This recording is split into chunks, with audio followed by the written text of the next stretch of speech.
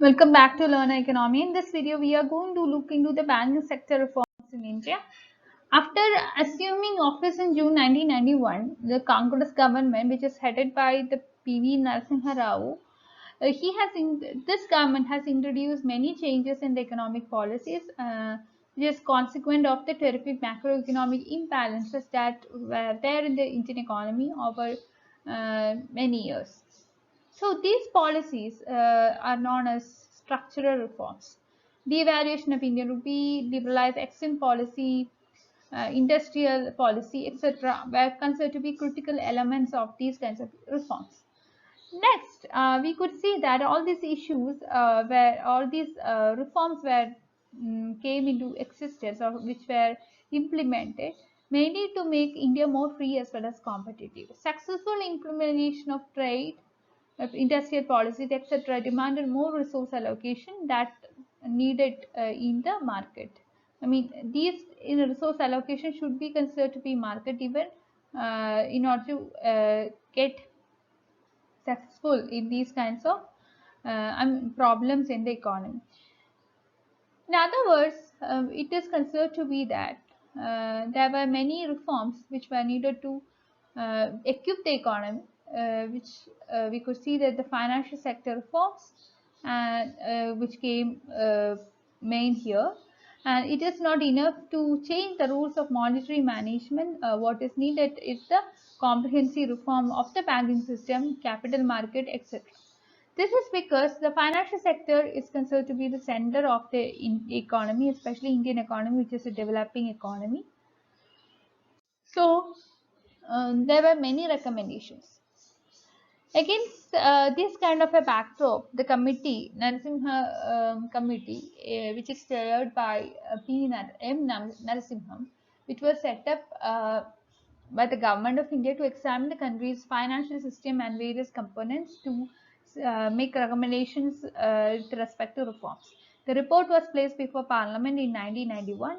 Major recommendations were establishment of four-tier hierarchy in the banking sector, 4 to 5 large commercial banks should be there, 8 to 10 national banks should be there. Small banks where the business would be confined to specific region, and rural banks should be there whose operation would be confined to rural areas only. And there should be abolition of branch licensing systems, entry of private banks, easing of restriction on foreign banks, and full stop on further nationalization of banks. There should be allowing of nationalized banks to issue fresh capital to public. Phased reduction of statutory liquidity ratio should be there. Phasing out of directed credit to priority sector should be there. Deregulation of interest rate and bringing them on government borrowing in line with the market determined rates was there. The tightening of prudential norms and strengthening of banking supervision was there. The issue of prudential guidelines governing the financing of financial institution was there. Proper classification of assets and full disclosure of transparency of account of banks and other financial institution was there.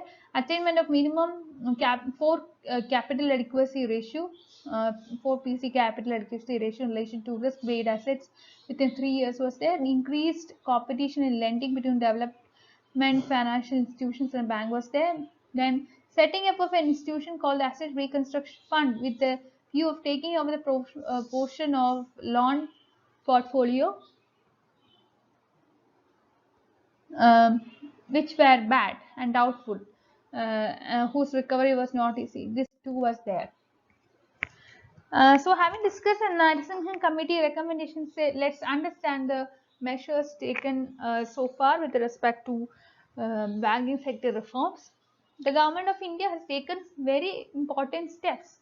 At the very outset, the strategy was mapped out to reserve the financial repressions and too much interference and interventions that characterize the uh, country's banking sector almost from late 1960s were removed. After 91, the liberalization uh, approach gave market a greater role in price setting and assigned a bigger role to the private sector in the country's development. There has been significant progress in several areas of banking sector. In fact, the banking sector has undergone several significant structural reforms. The capital market and deeper and more liquid and equity market are zooming up. In 2003, Standard and Poor said that the Indian banking sector had moved from negative to stable. So, as a result, the reforms made the financial sector made these kinds of movement, and we could see that the CRR, SLR, etc. were hyped prior to economic reforms and now have been reduced to 5 PC. And following the recommendations of Narasimham Committee, there were many prudential reforms for income recognition, classification of asset, provisioning of bad debts, etc.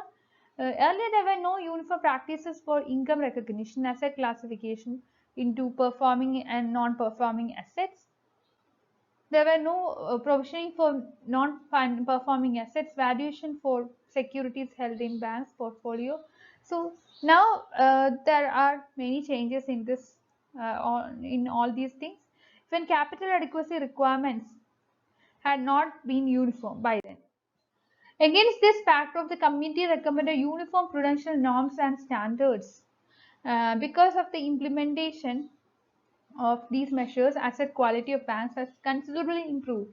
And the concept of CAR, or capital to risk weight asset ratio, has developed to ensure that the banks can absorb uh, reasonable level of losses.